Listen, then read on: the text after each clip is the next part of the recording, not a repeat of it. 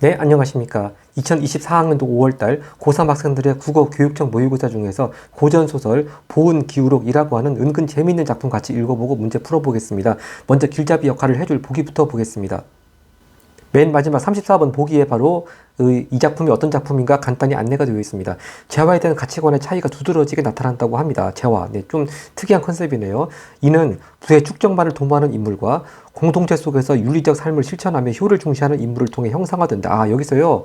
일단 이 작품 등장인물이 어떤 관계에 있는지 일단 감을 잡으라는 일단 암시가 주어져 있습니다. 지금 이 작품 이제 좀 이따 지문 보시면 아시겠지만 이전 줄거리가 주어져 있지 않고 막바로 이제 인물 이야기부터 나오거든요. 근데 이렇게 보기를 통해 가지고 이 작품의 등장 인물들의 관계를 암시해준 이런 말들 통해 가지고 대충 컨셉을 얼마나 잘 잡는가에 따라 가지고 일단 이전 줄거리 없이 본문을 바로 읽어 나가면서 그렇게 빨리빨리 그 인물 간의 관계를 파악하는 그런 능력을 또 테스트할 수 있기 때문에 역시 그런 점에서 일단 여기 잘 보기를 보면서 인물 간의 관계를 짐작하는 게 중요할 것 같습니다. 지금 이렇게 가치관의 차이가 두드러진다고 하는데 그 중에 한쪽은 부의 축적만을 도모한 인물인데 또 한쪽은 윤리적 삶을 실천하면서 이 효가 중요합니다. 효를 중시하는 인물이라고 하니까요. 한쪽은 부모가 한쪽은 자식이겠죠. 그러니까 좀 나쁜 쪽으로 부의 축적만을 도모하는 쪽은 아마 부모이겠고 또 윤리적 삶을 실천하면서 효를 중시하는 인물은 아들이겠습니다. 뭐 아들이건 딸이건 자식이겠습니다. 일단 그렇게 부모와 자식 간에 이런 재물에 대한 가치관 차이가 있구나 이렇게 짐작을 하고 컨셉을 잡고 읽는 게 훨씬 빨리빨리 인물관계 파악하고 줄거리 파악해서 속도를 줄일 수 있을 것 같습니다. 자, 그런데요. 이 작품은 도덕적 가치를 강조하면서도 재화가 도덕적 가치 실현을 위한 수단이 될 수도 있음을 드러낸다. 이렇게 해서 과연 어떤 이야기가 이렇게 이 재화가 도덕적 가치를 실현을 위한 수단이 될 수가 있을까? 또 한번 살펴보는 것도 흥미있겠습니다. 자, 그럼 지문을 들어가겠습니다. 자, 맨 첫 줄부터요. 이전 줄거리 없이 노군하고 위헌청이 주어져 있는데 일단 이것만 가지고는 지금 노군이 악인인지 위헌청이 선인인지 알 수가 없습니다. 근데 제가 미리 다 이제 색깔 표시해놨습니다만 결과적으로 이렇게 오렌지색으로 표시한 사람은 악인, 즉 재물의 축적을 도모하는 인물. 반면에 이렇게 파란색은 주인공입니다. 효를 중시하면서 윤리적 삶을 실천하는 인물인데 하여튼 일단 그걸 모른다고 치고 하나하나 감을 잡아나가 보겠습니다. 노군은 위헌청이 안전하게 돌아온 것을 보고 실망하고 놀랐다. 자, 아니 누가 자기 아는 사람이 안전하게 돌아왔으면 기뻐하고 안심을 해야 되는데 오히려 죽어 돌아오길 바라고 안전하게 돌아오면 오히려 놀라고 바로 이런 거에 있어서 일단 노군은 바로 악일이구나 일단 감을 잡을 수 있겠습니다. 하여튼 근데 일단 노군하고 위헌청하고가 어떤 관계인지 이것만 가지고는 알 수가 없어요. 쭉 읽어보겠습니다. 위헌청이 물러가고 위지덕, 자 위헌청 위지덕 같이 위씨가 나오니까 아마 둘은 가족 관계이겠구나 또는 아마 부자이거나 형제이거나 감을 잡을 수 있겠습니다. 자 근데 어느 사람이 윗사람인지 아직은 알 수가 없고요. 위지덕이 나간 사이 노군이 왕소삼을 꾸짖었다. 자 왕소삼은 누구일까요? 자 아마 하인입니다. 읽어보면 압니다. 너는 어찌 허황된 말로 나를 속이는가? 내가 그 집에 가면 죽는다고 하지 않았는가? 그런데 위헌청이 편안히 돌아오고 강도감이 나왔다니 이는 또 무슨 일인가? 왕소삼도 이상하게 생각하여 자세하게 알아보니 했습니다. 자, 여기서 아마 왕소삼은 그 노군의 하인인 것 같은데요. 여기서 뭐 왕소삼이 특별하게 뭐 노군 편을 들어가지고 위헌청 이런 사람들을 나쁘게 해코지 하거나 그런 것 같지는 않습니다만 마침 지난번 3월달 모의고사 때 그 이불관계가 생각이 나서 잠깐만 언급을 해드리겠습니다.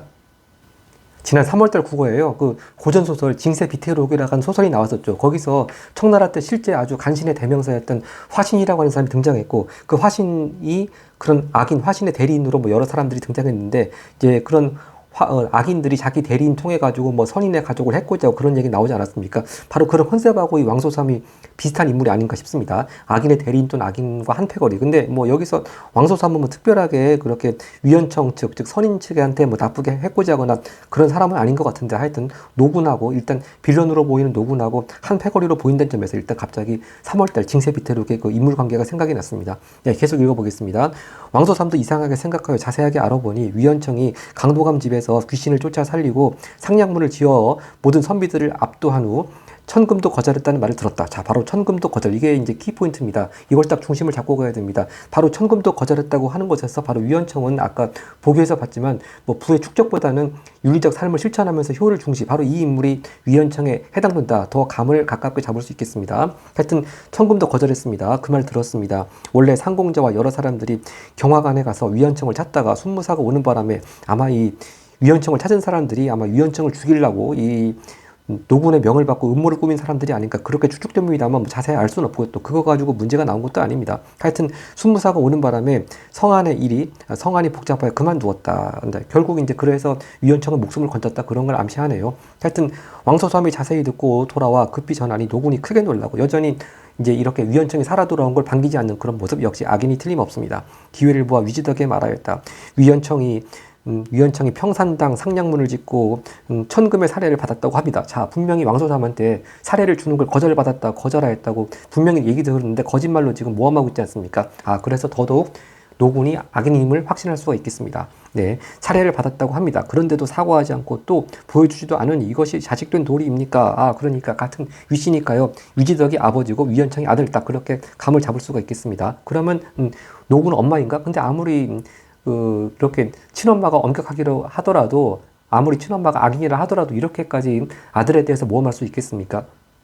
그래서 아마 노군은 이 위원청의 뭐 새엄마라든지 서모라든지 즉 위지덕의 첩이라든지 그렇게 또 감을 잡아나갈 수 있겠습니다. 계속 이 관계 읽어보겠습니다. 위지덕이 천금이라는 두 마디에 눈에 불이 일어 급히 위원청을 불렀다. 자, 바로 이렇게 천금이라는 말 듣고 눈이 그냥 막 불이 일 정도로 막 획가닥 뒤집어지는 거죠. 바로 그런 얘기. 바로 위지덕은 보기에서 나오는 부의 축적을 도모한 인물이구나. 그리고 이렇게 위원청을 불렀다 하니까 이제 결국 위지덕이 아버지, 위원청이 아들 확실히 관계 이제 정립이 됐습니다. 자, 일단 아들한테 뭐라고 말하나 보겠습니다. 들으니 내가 무슨 글을 짓고 천금을 얻었다고 하는구나. 헛되이 허비하지 말고 이자를 쳐서 없어지지 않게 하라. 네, 역시 부의 축적을 도모하는 인물이군요. 네, 참고적으로 말씀드리자면은 이 위지덕이라고 하는 인물은요, 장사하고 이렇게 비싸게 이자 나서 이자 수입 없는 고리대금업 이런 걸 통해 가지고 수단과 방법을 가리지 않고 돈을 긁어 모은 구두쇠, 수전노라고 아주 악평이 자자한 사람이었다고 합니다. 네, 자, 그런 사람이니까 이렇게 말을 하겠죠. 위원청이 알리지 않으려고 하다가 이미 들었음을 알고 노군의 참소임을 깨달았다. 자, 노군의 참소 기억이 나중에 32번에 나와 있습니다. 네, 일단 요거 쭉 읽어보고 노군의 참소에 대해서 나온 문제 같이 풀어보도록 하겠습니다. 자, 그러니까 노군이 사실과 다르게 지금 거짓으로 모함한 거죠. 참소란 말 뜻에 다 그렇게 거짓 모함이란 의미가 함축이 되어 있겠습니다. 이에 큰 변이 있을 것이라고 짐작하며 불행히 생각하나 이미 어찌 알고 묻는 일을 숨기겠는가 편안히 답하였다. 실제로 제가 강도감을 문병한 후 돌아오는 길에 평산당 낙성년을 구경하였습니다. 자, 그러니까 집다 지어진 걸 축하하는 그런 잔치입니다. 네, 그곳에서 상냥문을 조르는 바람에 급히 글을 써주니 천금을 주었습니다. 일단 준 것까진 맞아요. 그러나 선비는 글을 짓더라도 값을 받는 것이 아닌 법입니다. 게다가 여러 선비들이 시기하기에 거절하고 즉시 돌아왔습니다. 가져온 것은 아무것도 없습니다. 사실대로 얘기하고 있습니다. 그랬더니 이제 위지덕이 그 말을 믿을까요? 네, 여전히 믿지 않습니다. 미처 말하기도 전에 노군이 맹수하며 말했어. 먼저 노군이 계속 끼어드는 거죠. 네, 노군의 말. 자, 글을 지어주고 받는 사례는 왕벌과 사마상에도 거절하지 않았다. 즉, 고사를 들면서 그렇게 글을 주어준 대가 받는 게 뭐가 어때? 그렇게 얘기하고 있습니다. 사실대로 얘기하라. 하긴 다 알면서 그래요. 네, 그대가 비록 청렴하다고 해도 어찌 물리쳤겠소. 이는 감추었다가 자기 재산으로 만들려고 하는 것이리라. 자, 이렇게 거짓으로 계속 위지덕을 계속 부추기면서 지금 모함을 하고 있는 장면입니다. 네, 위지덕이 크게 노하자 위원청이 엄숙히 정색하며 말하였다. 서모께서는 역시 맞죠. 서모, 바로 노군이 서모의 관계였습니다. 네, 즉 위지덕의 처 그리고 위원청한테는 일종의 새엄마가 되겠죠. 자, 좀 보충해서 말씀드리자면은 위원청의 친어머니는 일단 위원청을 낳고 일찍 돌아가셨다고 합니다. 그리고 이 서모라고 하는 노군은 원래 출신이 기생이라고 합니다.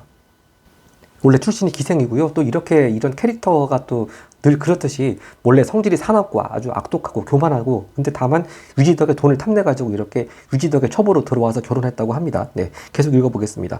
네, 위원청의 말입니다. 서모께서는 말을 함부로 하여 체면을 차리지 않으시는군요. 네, 비록 못났으나 재물을 개인적으로 축적하여 아버님을 속이지 않습니다. 서모의 소임이 이런 일까지 참견하는 것이 아님을 어찌 생각하지 않습니까? 자, 오히려 서모를 꾸짖고 있습니다. 그러니까 노군이 크게 비참해하며 눈물을 흘리고 바로 이런 눈물, 악어의 눈물이겠죠. 위지덕의 도움을 받고자 말하였다. 자, 이것이 이제 스몰 a로 나중에 33번 문제에 나오겠습니다.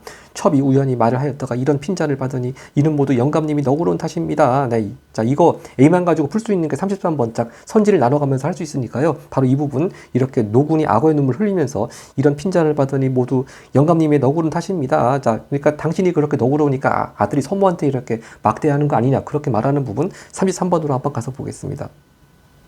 33번 A만 가지고 풀 수 있는 부분 보겠습니다. A 바로 노군의 이 악의 눈물 흘리면서 하는 말.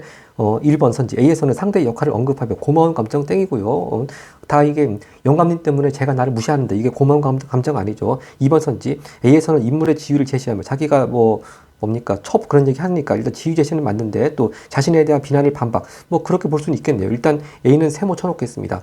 그리고 3번 선지. A에서는 자신의 처지를 언급하며 상대방에게 바라는 점. 자, 자신의 처지, 서모 그런 얘기 나왔으니까 처지 언급이라고는 할 수가 있는데 상대에게 바라는 점 제시하는 거 없네요. 네. 땡. 그리고 4번 선지입니다. A에서는 상대와의 관계를 바탕으로 자신이 해야 할 바, 상대와의 관계, 그런 얘기도 나올 수 있는데, 영감님, 문제는 자신이 해야 할 바를 나타내고 있는 것도 아니죠. 땡. 5번 보겠습니다. A에서는 자신이 처한 상황에 대한 책임. 자, 이렇게 내가 위원장한테 무시당하고 있는 상황, 그런 상황에 대한 책임을 상대에게 전가. 네, 역시 영감님, 위지덕이 너무 너그러운 탓입니다. 그렇게 책임 전가하고 있네요. 가장 5번이 가장 확실하고요. 2번은 약간 좀 덜 확실한 정답 후보가 되겠습니다. 그러니까 나중에 B를 봤을 때 먼저 선지 5번을 먼저 보고 나중엔 2번을 보면 되겠네요. 하여튼 지금 선지 5번이 지금 A만 가지고 봤을 때도 유력한 후보가 되겠습니다. 다시 질문으로 갑니다.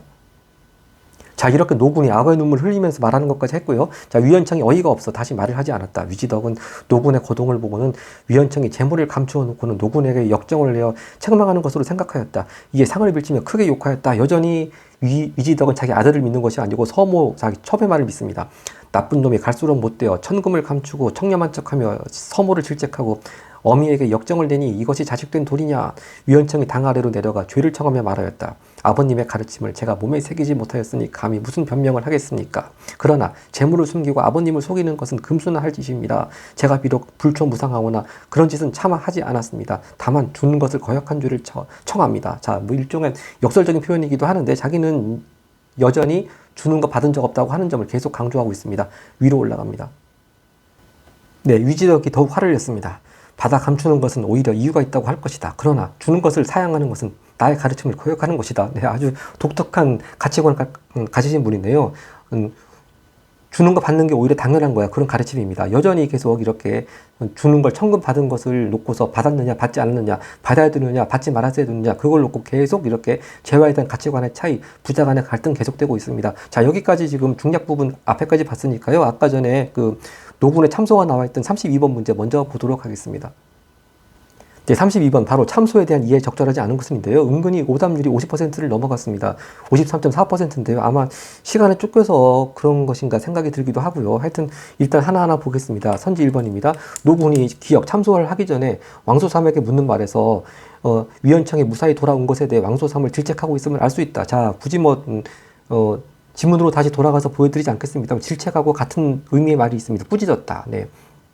내 말대로 하면은 위원청이 거기 갔다가 죽어야 되는데 왜 어째선 살아 돌아왔단 말이냐 그러면서 꾸짖었다 그런 얘기가 있습니다. 꾸짖었다. 자, 그런데요, 일단 기억으로 딱 어렴풋이 기억하더라도 지문에 그런 내용의 문구가 있었던 것으로 기억된다면 지금 이건 가장 적절하지 않은 거 찾는 거기 때문에 굳이 시간 낭비하면서 하나하나 다시 지문으로 돌아가서 맞춰보고 할 필요가 없습니다. 분명히 읽다 보면은 적절하지 않은 거, 분명히 가장 적절하지 않은 거 하나 나오게 돼 있습니다. 그래서 일단 선지 1번 그 근거와 이렇게 질책, 꾸짖었다. 제가 지문에 있다는 말씀만 드리고 넘어갑니다. 선지 2번입니다. 위원청이 참소가 있었음을 깨달은 뒤에 한 생각에서 참소로 인해 좋지 않은 일이 생길 것이라고 예감하고 있었다. 이것도 그대로 맞고요. 선지 3번입니다. 위원청이 참소를 들은 위지덕에게 한 말에서 참소의 내용이 사실과 다르다고 해명하고 있다. 이것도 맞겠죠. 참소는 청금 받았다. 그렇게 거짓으로 지금 모함하고 있는데 절대 그렇지 않다. 해명하고 있습니다. 선지 4번입니다. 노군이 참소를 하고 난 후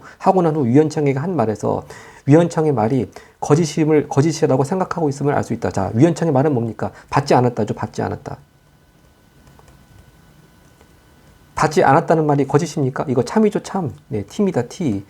이런 걸 다 알고 있었습니다. 왕소사무로부터 들어와서 노군도 알고 있었음에도 위원청을 모함하기 위해서 지금 이렇게 거짓으로 참소하고 모함하는 거죠. 그리고 아까도 말씀드렸습니다만 이 참소라고 하는 말 자체 속에 이미 사실과 다르게 모함한다는 뜻이 포함되어 있습니다. 자, 답은 그래서 4번이 되겠습니다. 네. 그런데 은근히 이제 4번 말고 다른 답들도 좀 나왔던 것 같아요. 바로 노군은 이렇게 참소를 하기 전부터 이렇게 위원청의 말이 사실이라고 하는 걸 알 수 있었죠. 그러니까 참소를 하기 전이나 한 후나 위원청의 말이 사실이라고 알고 있는데 다만 이제 그걸 거짓말로 모함을 하면서 위지덕한테 아들 혼내주라고 계속 옆에서 부추기고 있는 거죠. 그 다음 5번 선지 보겠습니다. 위헌청이 참수와 관련하여 노군에게 한 말에서 노군의 언행, 즉 서모로서의 언행이죠. 서모로서의 언행이 본분에 어긋난다. 바로 그 표현이 뭐냐 하면은 서모의 소임에 어긋난다. 그런 표현이 있습니다. 서모의 소임, 그걸 다른 말로 본분이죠. 네, 본분에 어긋난다고 생각하고 있음을 알 수 있다. 네, 그대로 뭐 지문 돌아갈 필요 없이 4번이 가장 확실하기 때문에 나머지 볼 필요 없이 답으로 이렇게 확정하면 되겠습니다.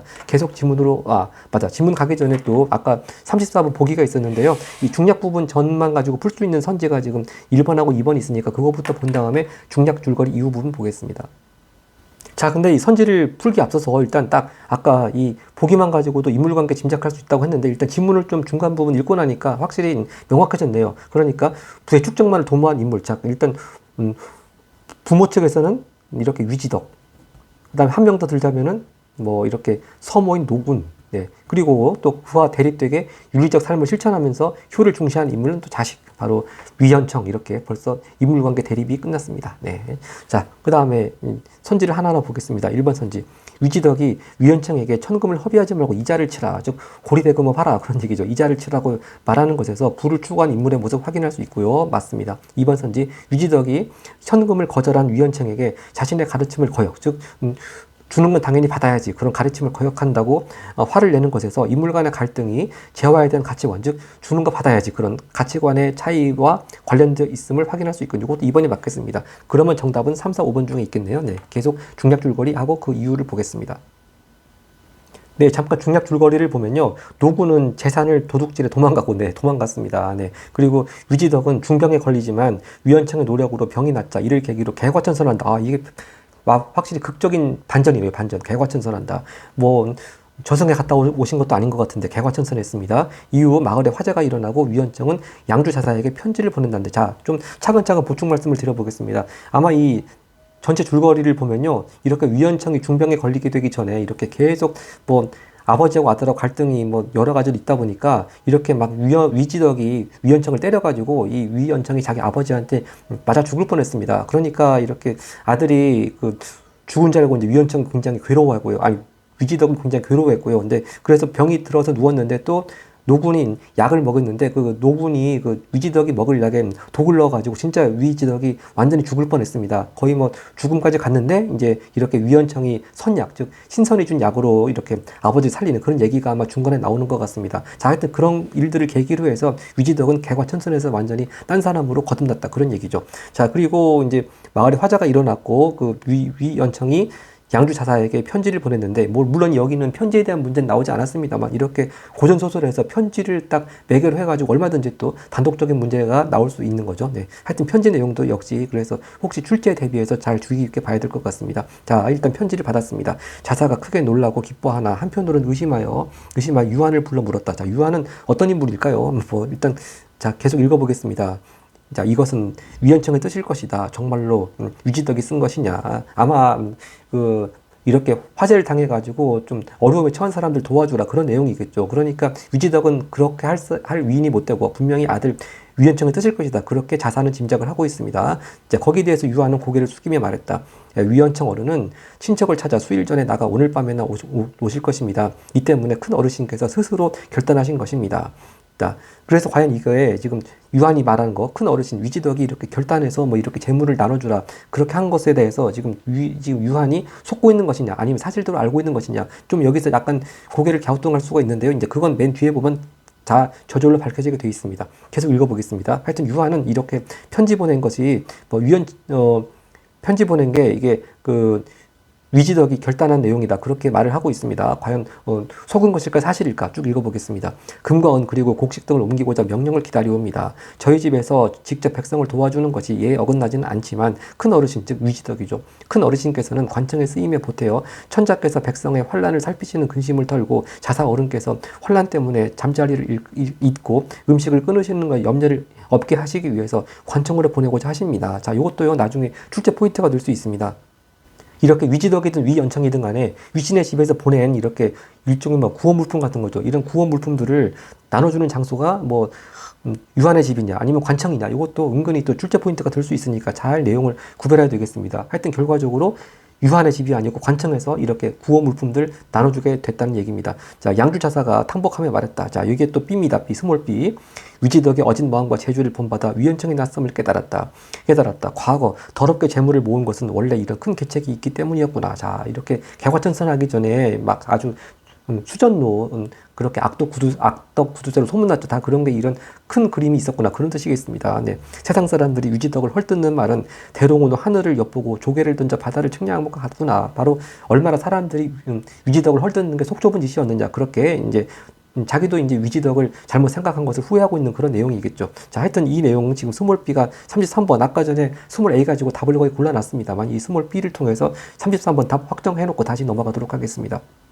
네, 33번 스몰 B입니다. 바로 양주차사가 이렇게 위지덕에 대해서 자기가 헐뜯는 말만 듣고 잘못 알았었구나 그런 내용입니다. 자, 그게 아까 A만 가지고 가장 확실한 것이 5번이었으니까 5번 선지 먼저 보겠습니다. 자, B에서 자신의 깨달음을 근거로 인물에 대한 타인의 평가, 즉 위지덕을 헐뜯는 타인의 평가가 옳지 않음을 드러내고 있다. 그대로 딱 적절하네요. 답은 5번 확실하겠습니다. 자, 혹시나 해서 이제 아까 약간 좀 아리송한 후보였던 2번 선지를 같이 B를 보겠습니다. B에서는 자신의 상황을 언급하며 자신을 향한 비난을 받아들이고 있다. 자, 이 양주차사가 한 B의 말에 뭐 자신에 대한 비난 그런 내용 전혀 없습니다. 자, 이 비난은 누구를 향한 비난이냐 하면은 위지덕을 향한 비난이죠. 네. 비난이 위지덕에 대한 겁니다. 이렇게 뭐 결국 구두쇠 같다 그런 얘기겠죠. 네. 그런데 이제 그런 헐뜯는 말은 다 속 좁은 짓이었구나. 그렇게 탄식을 하고 있는 것이지 자기에 대한 비난 얘기가 아니죠. 답은 5번 확실하니까 여기서 가장 적절한 거 고르라는 문제니까 나머지 선지는 볼 필요가 없겠습니다. 다시 질문으로 가겠습니다.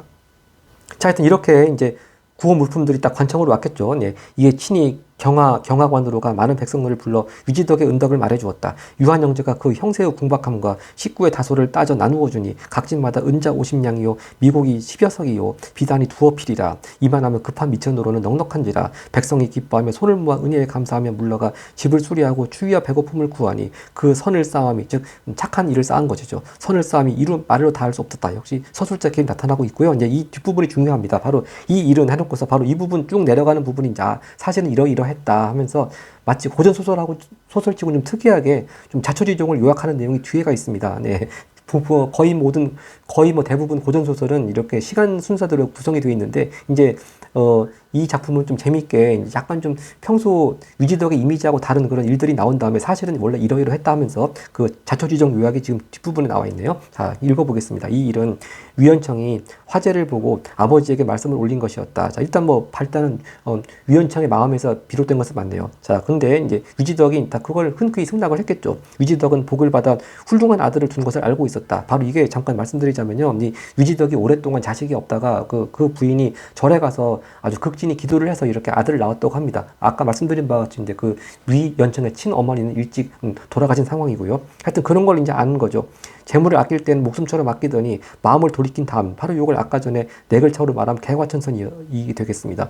개과천선한 다음에는 재물을 지푸라기 같이 여겨 쾌활하니 일마다 듣고 따라 털끝만큼도 늦춤이 없었다. 위헌청이 여러 창고를 점검하니 보물은 노곤이 태반이나 도둑질에 갔으되 남은 금은과 비단은 수를 헤아릴 수 없었다. 이것도 얼마든지 내용을치 문제로 낼 수 있습니다. 아까 중략 부분 줄거리에 노군이 재산을 도둑질에 도망갔다고 나오지 않습니까? 그러니까 더 이상 위지덕의 재산이 거의 다 없어졌다. 그렇게 낼 수도 있는데 그렇진 않죠. 얼마나 재산이 많았길래 이렇게 노군이 다 도망쳐 갔음에도 불구하고 아직도 절반 정도나 남아있었다. 그리고 절반 정도 남아있는 것도 엄청나게 지금 산처럼 쌓였다. 그런 얘기니까요. 네. 하여튼 요것도 내용물치에 잘 대비를 해야 되겠고요. 자, 하여튼 위헌청이 또 요것도 중요한 내용물치로 나올 수 있습니다. 위헌청이 재물보기를 원수같이 하여 옛날 출납을 확인하고 문서를 회개할 때에도 눈길만 주고는 마음에 두지 않아. 많고 적은 모르더니. 자, 이것도요. 옛날 그 위헌청이 자기 아버지가 막 이렇게 긁어모은 재산을 정리한 일을 전혀 안 한 것은 아닙니다. 아들이니까 장부 정리 같은 거 했겠죠. 근데 그럴 때도 별로 그렇게 떳떳하게 모으는 그런 재산이 아니니까 눈여겨보고 관심 두지 않았다 그런 얘기입니다. 근데 이걸 살짝 내용일치 문제 가서 위헌청은 자기 아버지가 이렇게 재물 모으는 동안에 어떤 것들이 들어왔나 전혀 관여하지 않았다 그렇게 나오면 틀리겠죠. 관여하긴 했는데 별로 관심이 없어가지고 크게 얼마나 받았고 뭐 그런 거를 지금 잘 파악하지 못했다. 그렇게 이해를 해야 되겠습니다. 전혀 관여하지 않은 것은 아니에요. 네. 하여튼 이런 것도 얼마든지 내용일지 문제로 낼 수가 있겠습니다. 하여튼 이제 전혀 관여했지만 많고 적음을 잘 모르고 있었더니 이날 자세히 헤아리니 탄식이 나왔다. 하나하나 어느께 여쭈었으나 위지덕은 조금 더 어색해하지 않고 마음대로 하라 하니 가히 무궁한 복을 받을 만하였고 종래의 교육과를 씻을 만하였다. 위원청이 명을 받고는 유한 형제를 불러 자사를 찾아가 부탁할 일을 일일이 가르치고 편지를 대필하는. 자, 그러니까 편지 대필. 위원청이 쓴 편지는 맞는데 아까 전에 이제 아까 전에 자사도 편지를 보낸 사람 이름은 위지덕으로 돼 있지만 설마 위지덕이 이런 글을 썼겠어 하고 의심했는데 유한은 이거 유한도 역시 큰 어르신께서 결단한 것이 맞다 했지 않았습니까? 근데 이제 이게 자세한 내용은 처음 이제 아이디어 제안한 것은 위연청이고 근데 실제로 위지덕도 뭐 그걸 흔쾌히 수락을 했고, 근데 그거를 이제 위지덕이 한 것으로 더 두드러지게 보이게 하기 위해서 위원청은 잠깐 딴 데 가 있었고, 그러면서 이제 이건 실제로 위지덕, 아버지가 큰 뜻에서 베푸는 것이 맞다. 그렇게 더 두드러지게 보이게 했다. 그런 얘기가 되겠죠. 자, 그렇게 해서 편지를 대필한 후, 즉, 아버지 명의로 아들이 대신 편지 쓴 겁니다. 그리고 잠깐 다른 곡으로 가니, 이는 아버지께서 한 일로 보이게 하기 위해서 그러니까 처음 아이디어는 아들이 냈지만 이렇게 큰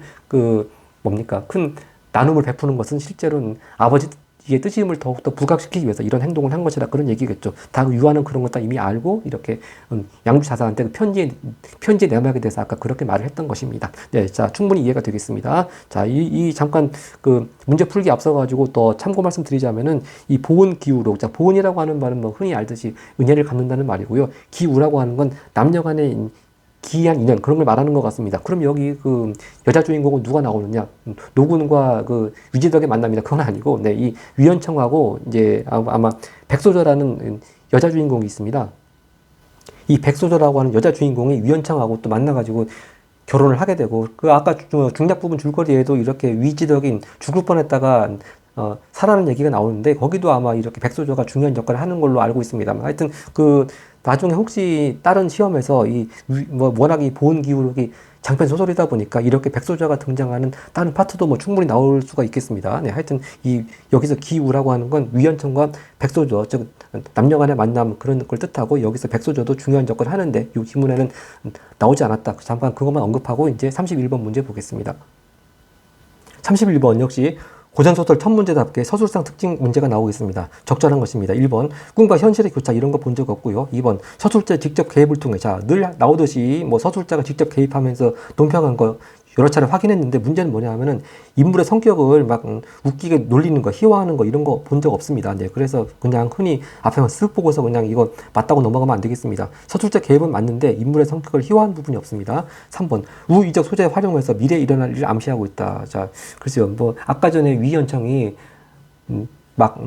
노군이 자기한테 뭐라고 하는 거 보고 이거 좀 앞으로 안 좋은 일이 생기겠구나 그렇게 짐작하는 것은 있습니다만 이렇게 뭐 서술자 자체가 미래 일을 암시 뭐 그런 것도 그런 것도 좀 본 적이 없는 것 같고, 그다음에 특히 우의적 소재라고 하는 게 일종의 저런 거죠. 뭐 동물들 같은 건 등장시켜가지고 비유적으로 해서 뭔가 교훈을 주는 그런 내용이 들어가 있어야 되는데 그런 건 전혀 없었습니다. 그러니까 일단 우의적 소재부터가 땡이죠. 그리고 4번 인물의 외양모사 본 적이 없는 것 같고요. 그 다음에 또 인물이 지닌 능력을 강조하고 있다. 자, 물론 나중에 물론 전체 내용을 보면 위원청이 아주 산속에 들어가서 신이한 능력을 지닌 사람으로부터 아주 또 신이한 능력을 배우는 그런 것도 있는 것 같습니다만 하여튼 이 지문에 나오지 않습니다. 자, 그러니까 외양모사도 없고 인물이 지닌 능력 강조하는 것도 없습니다. 그럼 답은 5번이겠는데 한번 읽어보겠습니다. 선지 5번. 과거 일을 요약적으로 제시하여 사건의 전말을 밝히고 있다. 이게 답이네요. 자, 그러니까 좀 고전소설답지 않게 이제 갑자기 뭐 위지덕 이름으로 편지를 보내가지고 이렇게 화재 때문에 어려움에 처한 사람들한테 재물 나눠주겠다. 이제 이것이 과연 위지덕의 참뜻일까? 그런 내용이 약간 의아한 부분이 있는데 이제 맨 마지막 문단에 가서 이 일은 이렇게 나오면서 딱 자초지종을 요약을 하고 있죠. 자, 그래서 바로 답은 선지 5번이 확실하겠습니다. 그 다음 이제 32번 아까 참소 문제 봤고요. 그 다음에 이제 보기 문제만 해결하면 되겠네요. 네, 보기가 있는 34번도 지금 3, 4, 5번 중에서 답을 고르는 일만 남았습니다. 선지 3번 보겠습니다. 위원청이 아버지에게 말씀을 올려 창고의 재산을 관청으로 보내 쓰이게 한 것에서, 자, 이것도 장소, 유한의 집이 아니고 관청, 이것도 맞고 일단 쓰이게 한 것에서 공동체를 위해 윤리적인 삶을 실천하고자 하는 인물의 모습 확인할 수 있고 이것도 맞고요. 선지 4번입니다. 위원청이 재물을 아낄 때 목숨과 같이 생각했다는 것에서, 자, 재화가 도덕적 가치 실현을 위한 수단이 될 수 있음을 깨달은 인물의 모습을 확인할 수 있군. 자, 이 위지덕 입장에서 결국 깨달았다고 하는 건 개과천선 얘기하는 건데요. 개과천선. 자, 근데 이 앞부분 자세히 보겠습니다. 위지덕이 재물을 아낄 때 목숨과 같이 생각했다. 바로 이건 개과천선 전의 얘기죠. 네, 이건 개과천선 전의 얘기입니다. 다른 말로 해서 아주 수전노 같이 살 때 그런 얘기죠. 그래서 지금 후의 얘기가 아니고 지금 앞에 얘기하는 건데 이렇게 목숨과 같이 생각하면서 돈을 안 쓰는 거지 않습니까? 근데 이걸 가리켜서 뭐 도덕적 가치 실현을 위한 수단이 될 수 있음을 깨달은 그거하고는 아직은 좀 시기적으로 앞뒤가 안 맞는 그런 선지가 되겠네요. 답은 4번이 확실하겠습니다. 선지 5번을 보겠습니다. 네.